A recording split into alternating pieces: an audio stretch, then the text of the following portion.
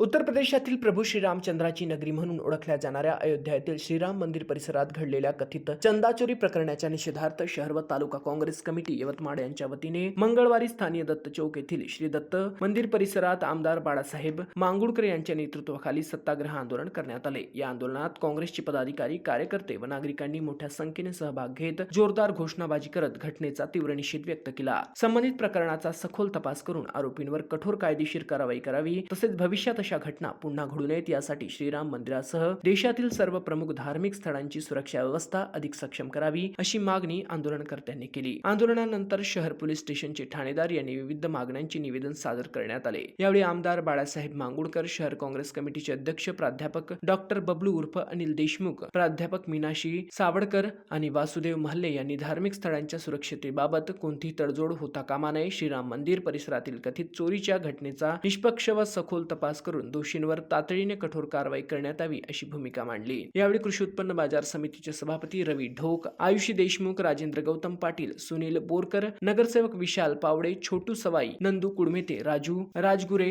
गिरीश खंदेडिया, जुबेर सय्यद, नईम पैलवान, ऋषभ गुल्हाने, ओंकार रेंधे, शालिनी रेंधे, नरेश पवार, गुणवंत डोळे, बंडू जाधव, प्रकाश राठोड, बाबू जाधव यांच्यासह काँग्रेसचे अनेक पदाधिकारी, कार्यकर्ते व नागरिक उपस्थित होते। महाराष्ट्र टीव्ही 24 करता यवतमाळ येथून अक्रम दिवान।